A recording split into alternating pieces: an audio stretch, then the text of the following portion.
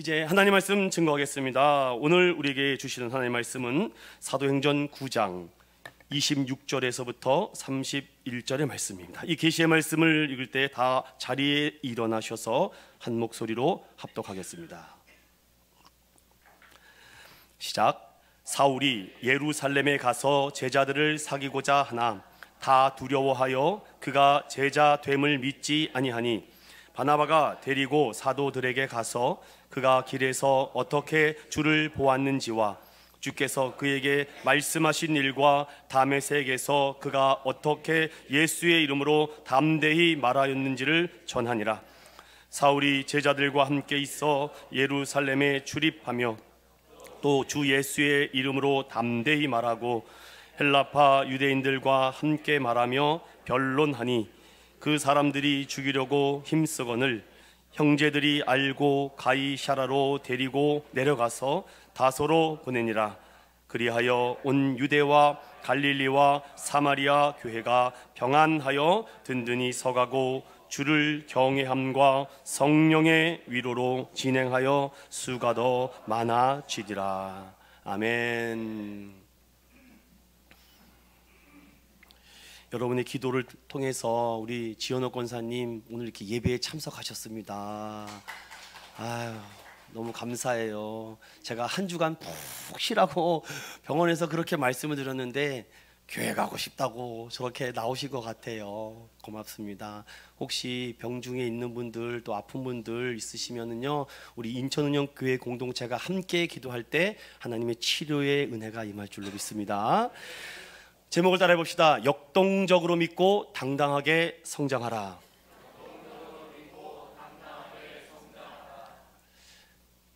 변곡점이라는 말이 있습니다. 오목과 볼록이 바뀌는 지점을 변곡점이라고 합니다.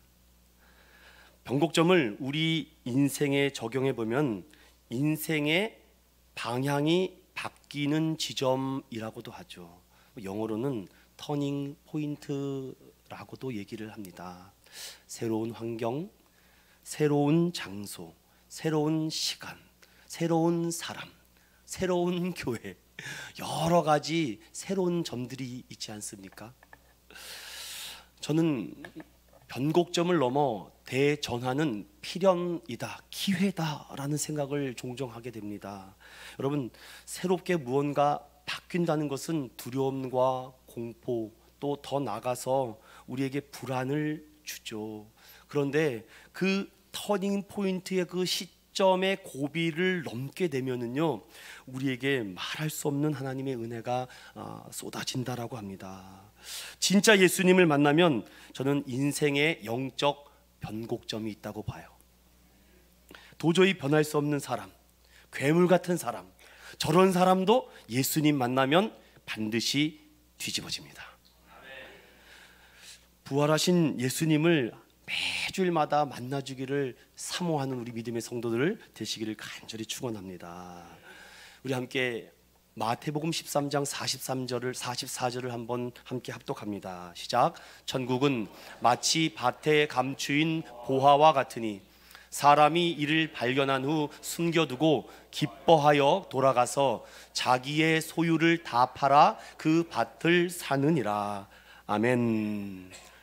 여러분, 누가 허름한 밭, 다 말라 비틀어진 땅, 누가 기름지지 않는 땅을 구입하거나 그것을 사려고 하는 사람은 없습니다. 그런데 그 밭에서, 그 땅에서 남들이 보지 못한 어떠한 보화, 보물을 발견한 사람은 말과 행동이 달라집니다. 예수님이 천국 비유를 하면서 이 보화를 발견한 그 사람은 집에 가서 자신의 전 재산을 다 팔아서 그 밭을 샀다. 그리고 주변에서 저런 바보, 아이고 저런 어리석은 사람, 아니 저런 멍청한 사람까지 손가락질을 받죠. 그런데 내가 받기 때문에 그것을 바꿀 수가 없어요. 여러분 어떻습니까? 그 땅의 보화를 보셨습니까? 여러분의 영적인 심령에 예수라는 보화를 발견하셨습니까? 그럼 오늘 이 예배 드리는 가운데 여러분은 계속 그 변곡점을 찾아가시게 될 겁니다. 대가들 있죠. 대가들을 이렇게 보면은요, 저같이 부족한 사람은 세상에서 사회적인 지위와 위치가 뛰어난 사람을 보면 그 사람을 만나서 어떻게 저렇게 성공했는지 정보를 듣고 싶어 하거든요. 어떻게 부자가 되셨어요? 어떻게 그렇게 명예를 가졌습니까? 어떻게 그렇게 성공하셨어요? 라는 그 정보를 캐내고 싶어 하는 마음이 간절하죠. 그런데 그거는 하나만 알고 둘을 모른다고 해요. 대가들은요, 정보를 캐내는 사람들이 보면은 어리석다고 하죠. 정보가 중요한 것이 아니라 눈이 중요하다고 얘기합니다. 대가들은요, 무엇을 보고 무엇을 바라보고 있는가, 그것을 우리가 배워야 되는데, 그러니 예수님을 따라다니는 수천 수만 명의 사람들이 있는데 예수님이 지금 무엇을 보고 있고 무엇을 바라고 있는지 그 변곡점을 봐야 되는데, 예수님 따라가면 빵을 얻을까? 예수님 따라가면 건강을 얻을까? 예수님 따라가면 뭔가 명예와 자리를 얻을까라고 바라보는 눈이 다르니까 예수님이 계속 꾸짖습니다. 왜 내가 보고자 하는 그것을 바라보지 못하느냐? 그러니 예수 믿어도 신앙생활해도 기쁨이 없죠. 그러니 더 나가서 어떻게 전 재산까지 팔 수 있겠습니까? 대가들은 이렇게 말합니다. 나는 가치 있는 대화를 남긴다. 눈을 보면 안다라고 하죠. 여러분, 이 21세기라고 얘기할까요? 21세기 통틀어서 가장 예쁜 사람이 누군지 아십니까? 선주라고요. 저런 주여 아버지. 네, 오해하지 마십시오, 여러분들. 성령이 충만해서 그렇습니다. 나름대로 우리 어르신들도 다 아는 올리비아 하세라는 여인이라고 합니다. 로미오와 줄리엣 1968년도인가요? 그 영화를 찍어서 폭발적인 인기를 얻었죠. 몸값이 30배에서 50배가 뛴 여인이라고 합니다. 그 여인의 후일담까지는 제가 얘기하고 싶지 않고요. 이렇게 세상에서 가장 예쁜 이 여인은 누구랑 결혼할까? 그런데 너무 평범한 사람이랑 결혼을 한 것 같아서 기자가 물어봅니다. 아니, 하세 씨, 아니 당신은 이렇게 뛰어난 명예와 아름다운 미모와 외모를 가지고 있는데 어떻게 이런 사람과 결혼했습니까? 라고 물어보는 거죠. 그랬더니 그 하세가 그 기자의 눈을 딱 막습니다. 그러면서 물어보죠. 당신은 지금 제 눈동자의 색깔을 보셨습니까? 그러니까 기자가 당황하죠. 눈동자의 색깔을 전혀 모르기 때문에. 그런데 저를 만나서 유일하게 눈동자 색깔을 초록색이라고 말한 사람이 유일한 저의 남편이라고 해요. 보는 게 다른 겁니다. 보는 게 달라요. 저는 우리 믿음의 성도들이 보는 게 달라지기를 간절히 소망합니다. 관점이 달라요. 변곡점이 있다는 것입니다. 세상 사람들과 똑같이 말하고 행동할 수 있지만 결정적인 터닝 포인트에서 던지는 메시지가 달라야 되지 않을까요?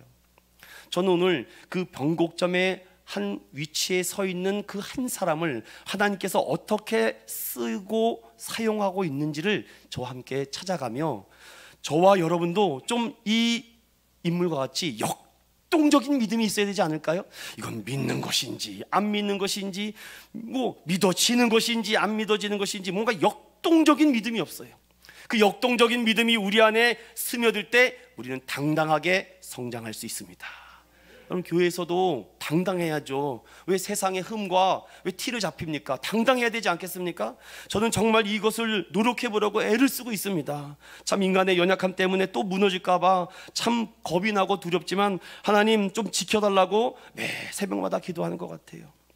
여러분, 우리가 지난 시간에 8장에 믿음의 눈으로 세상을 향해서 외쳤던 스데반이 돌에 맞아 죽습니다.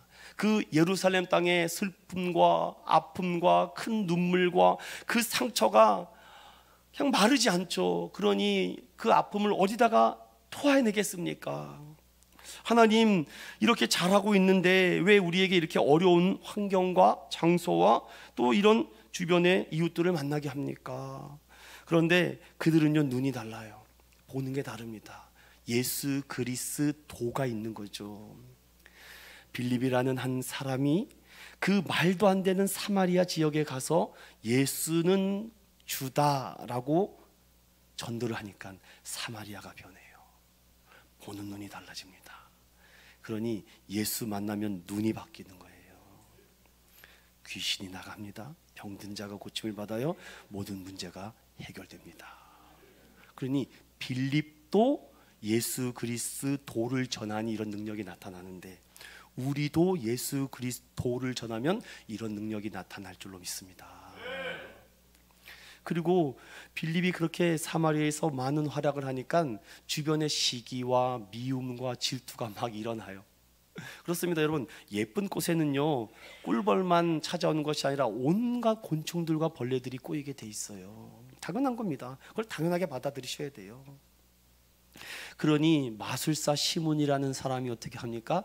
야, 나도 저 영을 받아서 뭔가 사람도 고치고 장풍도 쏘고 뭐 기적도 내리고 벼락도 내리고 그러고 싶었던 것 같아요. 그러니 베드로와 요한이 그에게 강력하게 엄중하게 꾸짖죠. 사람 믿음의 성도 여러분, 우리는 하나님 앞에 간구할 뿐이죠 능력은 주님이 하십니다. 우리 인천은연교회를 하나님께서 또 사용하시고 일으키시고 세워가시는 거 우리의 간절한 사모함과 믿음과 기도가 일할 줄로 믿습니다. 그리고 하나님이 필요에 따라서 또 일꾼도 보내줄 것이고 사람도 보내줄 것이고 기도하는 자 또 모든 일을 감당할 수 있는 하나님의 좋은 믿음의 성도들을 보내주실 줄로 믿습니다. 저는 걱정하지 않아요. 내가 하나님 앞에 올바른 영적 변곡점을 가지고 흔들리지 않고 딱 중심을 지키고 있는가, 그게 중요하죠. 자, 그러고 나서 하나님의 역사가 빌립을 통해서 많은 지역에 예수 그리스도가 전파되니까 시세 많은 사람 중에 가장 악한 자 사울이라는 청년이 두고 볼 수가 없습니다. 그러니 여러분 읽어보진 않았지만 9장 1절을 보십시오. 9장 1절을 다 같이 읽어봅니다. 시작. 사울이 주의 제자들에 대하여 여전히 위협과 살기가 등등하여 대제사장에게 가서 2절도 다메섹 여러 회당에 가져갈 공문을 청하니 이는 만일 그 도를 따르는 사람을 만나면 남녀를 막론하고 결박하여 예루살렘으로 잡아오려 함이라. 아멘. 이제 공적인 공문을 가지고 자신뿐뿐이죠. 여러분, 세상에서도 당당하게 살아갈 수 있습니다. 법과 힘과 돈과 또 명예를 가지고. 그러나 하나님은 그런 것으로 사용하지 않아요. 지금 성경의 모든 이야기도 보면 하나님은 언제든지 사람의 수나 또 사이즈나 크기나 숫자로 일한 적이 한 번도 없어요. 하나님은요 하나님의 방법으로 일하십니다. 자, 사울이라는 이 청년이 다메섹에 가서 지금 많은 예수 그리스도를 전하는 자를 잡아 죽이려고 하죠. 그런데 여러분, 이 말씀을 다 제가 드릴 수는 없고 그 다메섹 도상에서 강력한 빛이 임하고 그 자리에서 사울이 고꾸라집니다. 이 장면을 그린 아주 멋진 화가가 있어요. 이 그림입니다. 저는 개인적으로 이 그림이 당시 이 다메섹 도상에서 쓰러져 있던 그 사울이라는 모습을 가장 잘 표현하지 않았을까. 눈이 멀어버립니다. 앞을 보지 못해요. 그렇게 건강했던 사람이 아프니까 쓸모없는 인간이 되죠. 더듬더듬 됩니다. 찾지를 못해요. 병약하고 나약하니까 찾아주는 사람이 없습니다. 그렇게 잘했었는데 이제 나이 들고 이제 노쇠하니까 불러주는 사람이 없어요. 여러분, 꼭 연세가 들어서 그렇을까요? 그렇지 않아요. 젊은 사람도 영적인 눈이 닫혀져 있으면요 볼 수가 없어요. 여러분, 사울이 빚을 벗고 부르짖습니다. 누굽니까? 누굽니까? 그런데 주변에 많은 사람들은 몰라요. 근데 사울에게만 들립니다. 내가 박해하는 예수다. 내가 박해하는 예수다. 이 부분에 대해서 갈라디아서 1장 13절부터 16절까지 잘 나타나고 있는데 우리 한번 찾아볼까요? 갈라디아서 1장 말씀입니다. 갈라디아서 1장 13절부터 14절까지를 이 사울이 자신을 갈라디아 교회에다가 편지하는 내용입니다. 갈라디아서 1장 13절 14절입니다. 시작. 내가 이전에 유대교에 있을 때에 행한 일을 너희가 들었거니와 하나님의 교회를 심히 박해하여 멸하고 내가 내 동족 중 여러 연갑자보다 유대교를 지나치게 믿어 내 조상의 전통에 대하여 더욱 열심히 있었으나. 아멘. 여러분, 누군가에게 자신의 부끄러움과 자신의 과거의 이 잘못들을 토설한다는 거요, 이거 은혜 받지 않으면 절대 못합니다. 하나님의 강력한 은혜가 임해야지 나의 과거의 부끄러운 것까지도 다 간증하고 다 나눌 수 있어요. 아직 그렇게까지 안 됐다면은요, 우리 은혜를 달라고 간구하십시오. 갈라디아 교회 성도들에게 사도 바울 목사님은 최고고 아무 부끄러움도 없고 아무 과거의 흑역사가 없다라고 하는데 갈라디아 교회에게 나는 어떤 사람인지를 그렇게 낱낱이 고백할 수 있다는 거 성령의 은혜 아닐까요? 나는 누구보다도 더욱 이 유대교에 지나칠 정도로 율법주의며 형식주의에 빠져있던 사람이다. 아주 막 딱딱하죠. 막 대쪽 같은 양반이 사도 바울이었다고 합니다. 당시 초대교회에 이런 바리새인들이 사울만 있었겠습니까? 아니요, 굉장히 많았습니다. 유별나게 열심인 사울이 있었을 뿐이죠. 저는 종종 여러분들에게 이렇게 설교합니다. 살아가는 여러분, 왜 다른 복음을 들으면 안 됩니까? 다른 진리와 타협하면 안 됩니까? 왜 성도들에게 그런 다른 복음과 다른 진리일 때 제가 분노를 합니다. 왜 그런지 아십니까? 여러분, 세상의 사기꾼을 만나면은 재물이나 건강이나 마음을 빼앗길 수 있어요.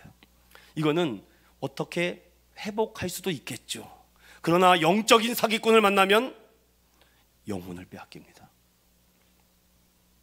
심판이에요. 구원이 없다고요.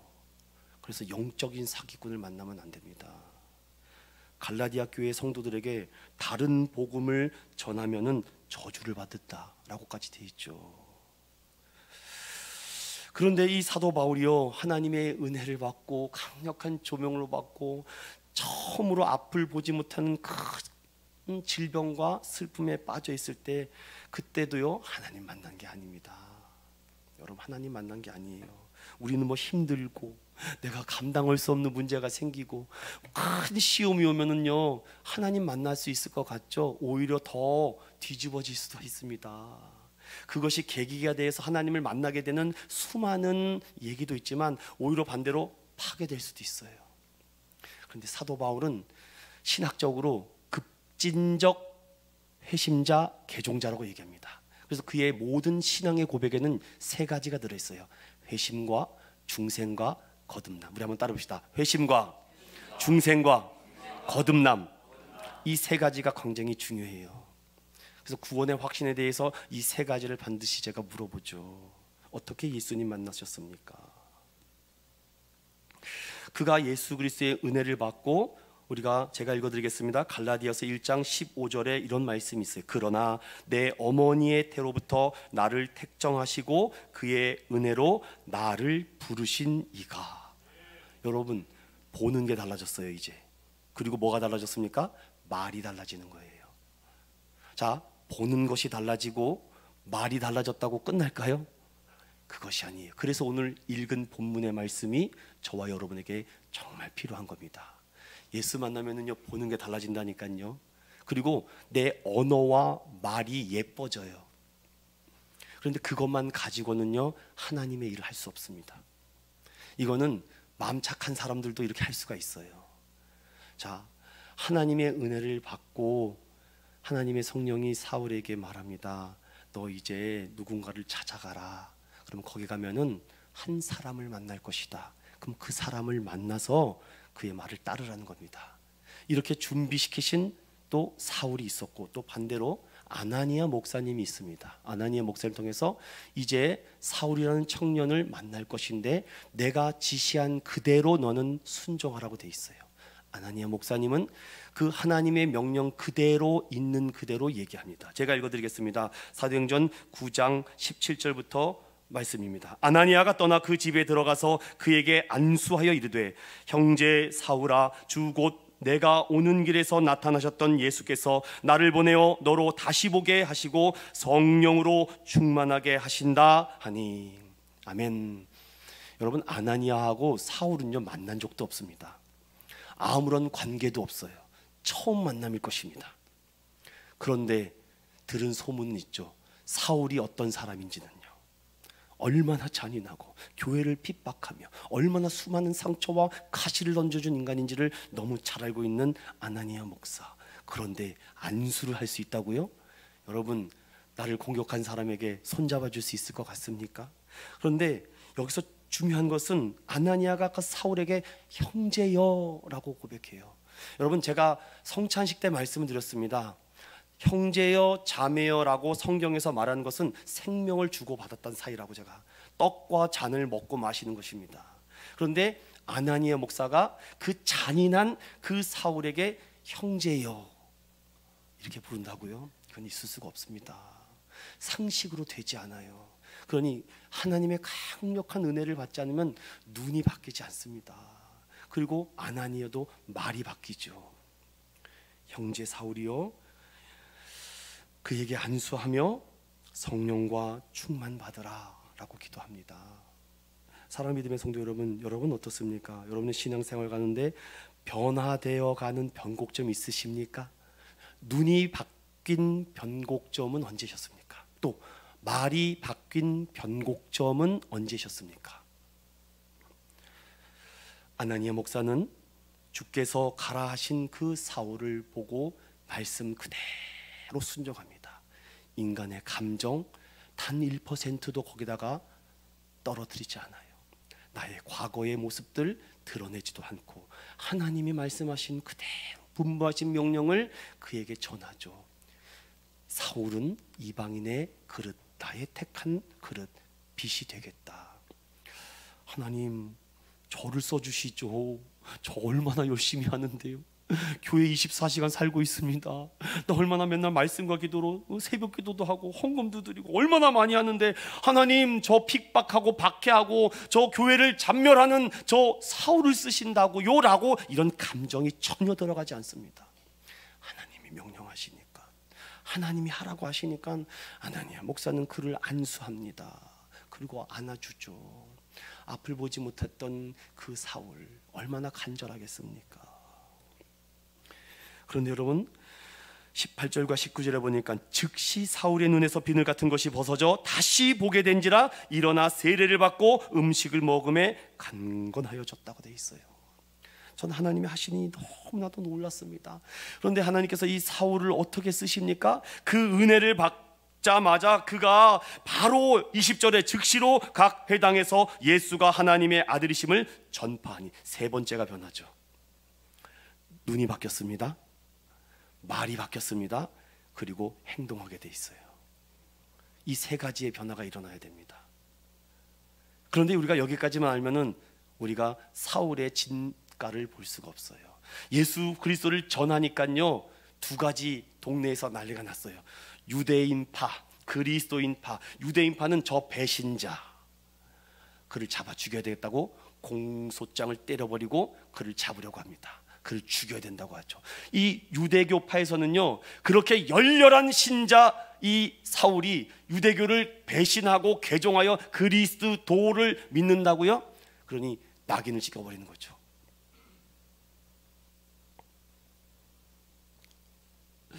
아무도 안 믿어줍니다. 그런데 22절 보세요. 사울은 힘을 더 얻어 예수를 그리스도라 증언했다. 다메섹에 사는 유대인들을 당혹하게 했다. 저런 사람이 아닌데, 술 먹고 담배 피고 다 할 짓 다 했던 사람인데 어떻게 저렇게? 그러니 유대교인들에게는 배신자가 될 것이고 또 그리스도인들에게는 불신자가 되는 겁니다. 믿을 수가 없어요. 자, 이제 이 본문을 따라가서 우리가 사도 바울의 흔적을 찾아갑니다. 23절을 다 같이 읽어봅니다. 시작. 여러 날이 지남에 유대인들이 사울 죽이기를 공모하더니. 자, 여러 날이 지났다는 것은요 3년이라는 시간이 흘립니다. 이 사도 바울이 되기 전까지 하나님은요 그의 눈이 바뀌게 하시고 말이 바뀌게 하시고 행동이 바뀌게 하셨는데, 그 뜨거운 열정을 가지고 막 폭발적인 인도로 막 복음이 생기고 막 부흥하고 막 성도들이 막 가득가득 차게 될 줄 알았는데 오히려 죽이려고 했다고 돼 있어요. 그러니 무엇입니까? 이 세 가지를 다 가지고 영적 훈련이 필요한 겁니다. 여러분, 아무리 잘 꾸며져도 그것을 사용하는 사람이 어떻게 사용하는 것에 따라서 다르지 않겠습니까? 칼을 들어보십시오. 요리사에게는 맛있는 요리가 되고, 건축하는 사람에게는 멋진 건물이 나올 것이고, 또 군대에 있는 사람들은 싸우기도 하겠죠. 그런데 여러 날이 지났다는 것은 3년이라는 시간이 흘리죠. 여러분 아세요? 눈과 말과 행동이 바뀐 이 사울이요 무려 14년의 훈련을 합니다. 그리고 하나님이 선교사로 보내는 거예요. 여러분, 뭐 우리가 어줍지 않게 1, 2년 훈련받고 제자 훈련했다고요? 14년 정도는 받아야 되는 것 같아요. 제자들도 3년을 받았으니까. 최소한 성경은 30독 정도는 해야죠. 요한계시록은 신천지들보다 꿰뚫고 있어야죠. 최소한 못해도 시편의 말씀이나 이 잠언의 말씀 정도는 어느 정도 암송하고 있어야죠. 그래서 제가 성경 암송과 그렇게 구절들을 강조하는 이유가, 신천지인들보다도 못한 성경 실력으로 어떻게 그들을 상대하려고 하는가. 저는 정말 3년 신대원 동안 죽어라 공부했습니다. 하루에 16시간 동안.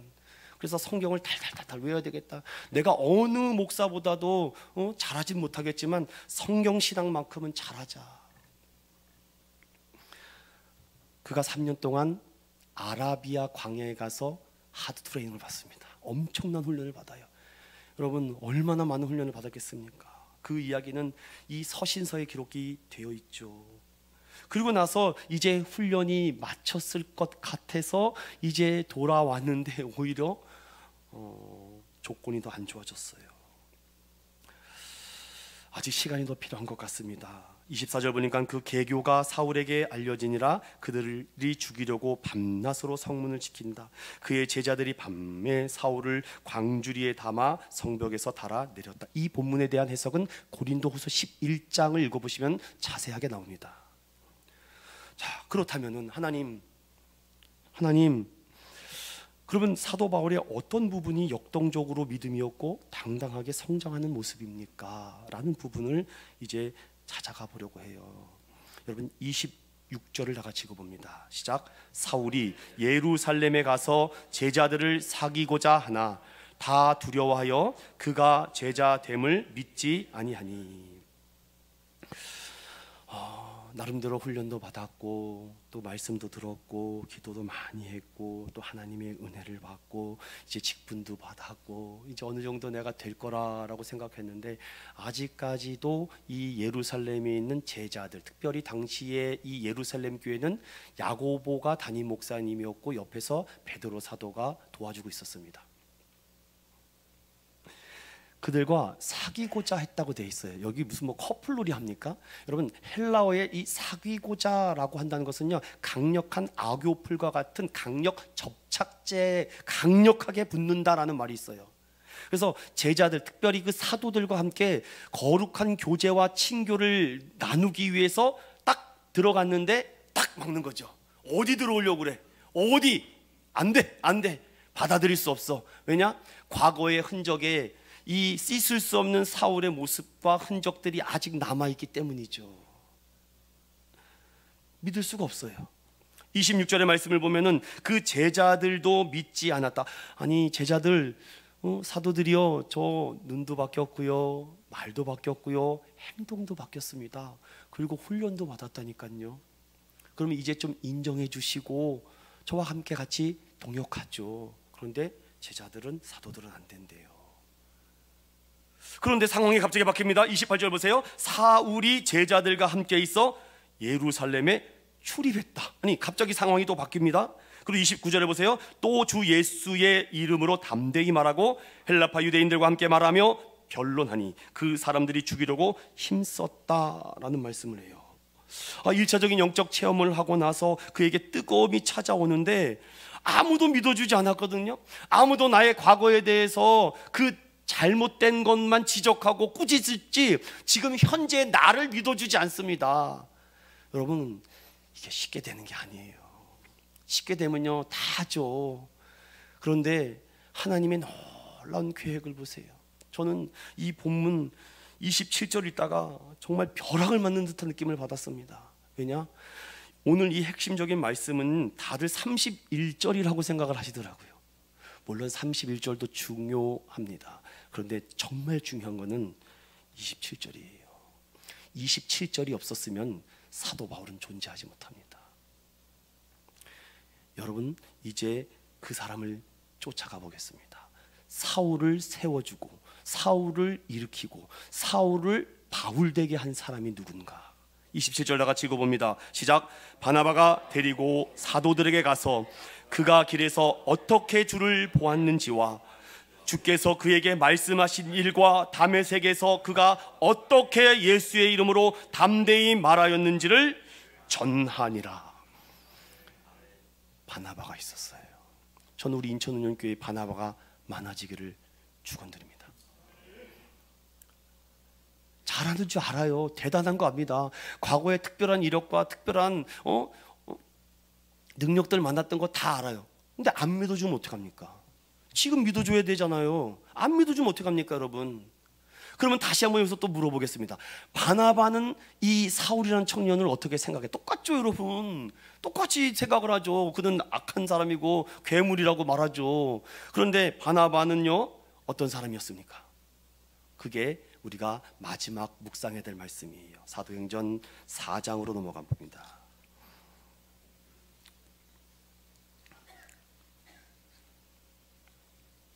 찾으셨나요?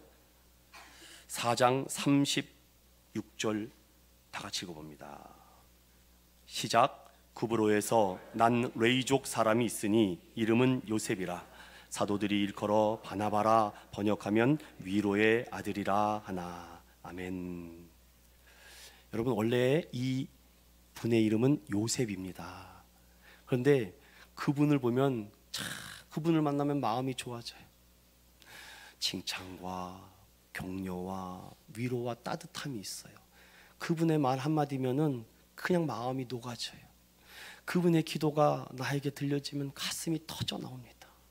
그래서 요셉이라고 부르지 않고 바나바 목사님, 바나바 목사님.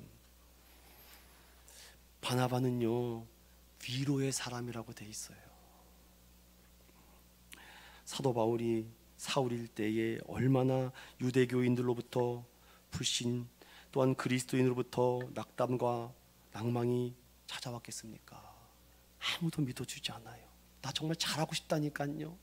저 정말 맡겨만 주세요. 정말 잘할게요. 안다니까요, 여러분. 믿어주는 사람이 있어야 돼요. 그래서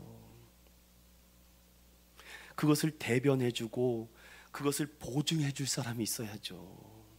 만약에 없으면은요 기다려야죠.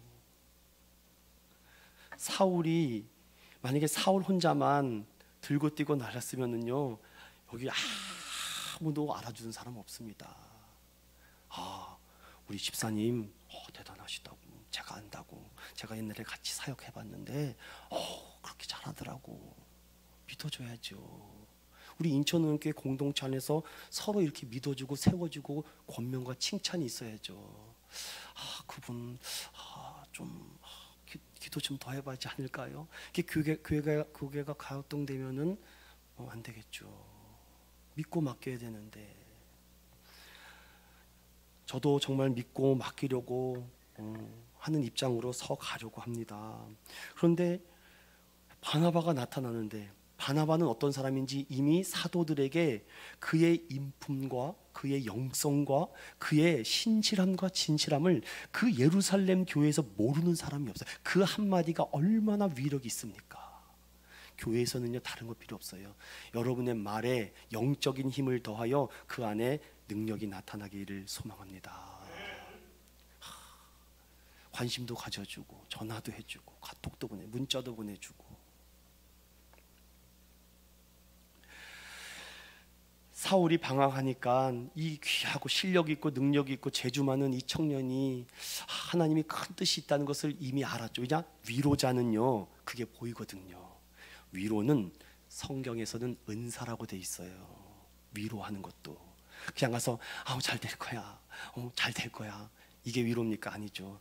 진심으로 그에게 필요한 말을 해주는 사람, 그에게 가장 중요한 말을 해주는 사람, 그를 살리는 말, 고치는 말, 세워주는 말을 바나바가 했다고요.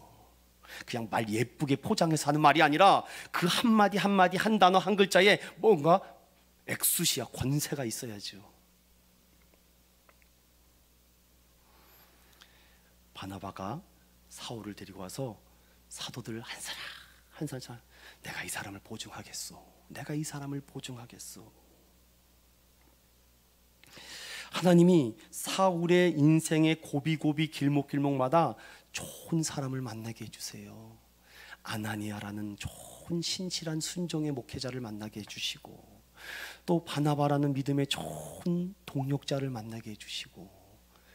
근데 이러한 일들이 어떻게 일어났어요? 예수 만나서예요. 예수 만나서 이게 보이는 겁니다. 사울이 주님을 알기도 전에 주님을 부정하고 그리스도를 박해하던 그때부터 하나님은 사울을 예비하고 준비하셨습니다. 바나바를 통해서 사울을 세워주는 것이죠. 그럼 여기서 참 질문이 나오지 않습니까? 제자들은 사울의 말은 믿지 않으면서도 어떻게 바나바의 말은 그렇게 전적으로 믿을 수 있을까? 그의 삶을 통해서 드러나는 거죠. 3년 전 사울의 모습은 어떻습니까? 핍박하고 잔멸하고 짓밟았던 사람이지만 그가 폭군이었고 그의 잔인성이 정말 위험해서 그가 아무리 개종했다 하더라도 사도들은 저건 위장전술이야, 속임수야, 저거는 영적 사기꾼이야. 여러분, 요한복음에는요 사꾼 목자와 선한 목자가 나옵니다. 사꾼 목자는 자기 것으로 결국은 빼앗아 취하려고 하는 자라고 말하며, 선한 목자는 그 양으로 풍성하게 열매를 맺기 위함이다 라고 되어 있죠. 여러분, 우리 인천의원교회에서 신앙생활할 때마다 무언가 내가 빼앗겼다라는 마음이 들지 않기를 간절히 소망합니다. 뭔가 내가 채워져 가고 있구나, 말할 수 없는 하나님의 은혜가 나에게 부어져 가고 있구나라는 하나님의 은혜가 부어지기를 간절히 소망합니다. 바나바가 그 사역의 흐름들을 보니까 너무 신실하고 진실하죠. 하나님께는 전심이요 이웃들과 사람들에게는 진심으로 대하는 그 모습이 어디에도 억지로, 일부러, 고의적으로, 악의적으로 했다는 모습이 드러나지 않아요. 그러니까 그 사람 옆에만 가면은 그냥 눈 녹듯이 싹 녹아지죠. 막 분노를 하더라도 집사님 너무 힘들었겠구나, 무슨 일이야, 우리 함께 기도해보자. 집사님만 만나면 내가 왜 이렇게 어린아이가 되는지 모르겠어. 누구를 만나면 오히려 더 막 으르렁으르렁대고 싸우는데, 바나바가 그런 역할입니다. 평소에 보여준 진실하심과 하나님을 경외함과 진실하심이 그 바나바를 통해서 드러나는 거죠. 그런 사람들이 예루살렘에 한 사람, 두 사람, 세 사람, 처음에는 없었겠죠. 사도 바울이 이전에 사도들이 들고 뛰지 않았겠습니까? 그러니 오죽하면은 내가 사도행전 6장에 말씀과 기도에 전무할 수 있도록 너희가 구제의 봉사일을 좀 집사님들 담당해 주세요. 목사가 이리 뛰고 저리 뛰고 이리 뛰고 하면은 무슨 일이 되겠습니까? 그러니까 성도들이 직접 나서서 제가 해보겠습니다, 제가 하겠습니다, 신경 쓰지 않으셔도 괜찮습니다, 저희가 한번 해결해 보겠습니다. 이런 마음의 신뢰와 뭔가 편안함이 찾아와야 되지 않겠습니까? 바나바가 그런 위로의 사람이었다라고 말합니다. 바나바의 그 삶 속에 지니는 영적 무게가 어마어마하죠. 그분 기도하시는 분이야, 그분 하나님 은혜 받은 분이야. 주변의 다른 성도들도 인정을 해줘야죠. 그런 사람들이 예루살렘 교회에 막 생겨나니까 얼마나 하나님의 은혜가 폭발합니까? 그리고 31절에 그리하여가 나옵니다. 그리하여. 단순히 요 9장 안에서의 사도 바울의 개종과 회심과 중생과 거듭난의 한 사건만 가지고 예루살렘 온 교회가 바꿔진 것이 아니라 1장부터 일어났던 사건, 특별히 1장 8절, 성령이 너희에게 임하시면 너희가 권능을 받고 온 유대와 사마리아 내 땅끝까지 이르러, 그리고 이 예루살렘까지 이르러 내 증인이 되는 사람들, 바나바와 같은 사람들이 일어나니까 교회 부흥은 자동으로 됩니다.